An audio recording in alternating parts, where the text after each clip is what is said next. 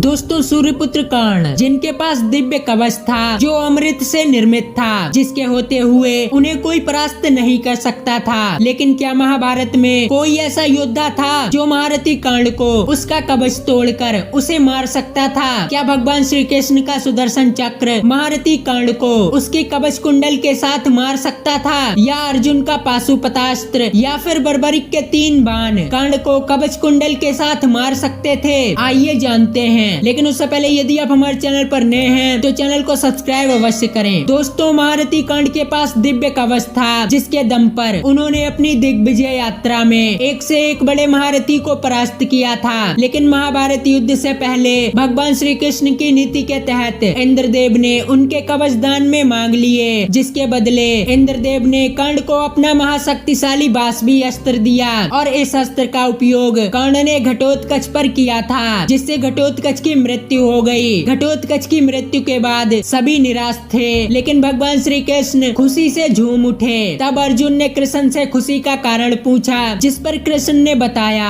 हे अर्जुन, महारथी कर्ण को उसके कवच के बदले अमोघ बाष्पी अस्त्र प्राप्त हुआ था, जिसका उपयोग उसने कर दिया। अब उसके पास कोई दिव्य शक्ति नहीं रह गई। अब तुम उसे आसानी से मार सकोगे। इसके साथ भगवान श्री कृष्ण ने ये भी बताया, यदि कर्ण अपने कवच के साथ युद्ध के मैदान में होता तो उसे कोई परास्त नहीं कर सकता था, यहाँ तक कि मेरा सुदर्शन चक्र भी नहीं। लेकिन ये बात भगवान श्री कृष्ण ने अर्जुन को आश्वासन देने के लिए कही थी, क्योंकि कृष्ण को खुद पता था कि उनके सुदर्शन चक्र को भगवान शिव के त्रिशूल के अतिरिक्त और कोई दूसरा अस्त्र रोक नहीं सकता। सुदर्शन चक्र के उपयोग से अमृत धारण किए हुए देवताओं को भी परास्त किया जा सकता है। अब बात करते हैं अर्जुन के पाशुपतास्त्र की। दोस्तों पाशुपतास्त्र के उपयोग से पल भर में पूरे ब्रह्मांड का विनाश किया जा सकता है। भगवान शिव ने अपने पाशुपतास्त्र से तारकासुर की 3 नगरियों का विध्वंस किया था। इस अस्त्र के सामने कोई भी वरदान काम नहीं करता,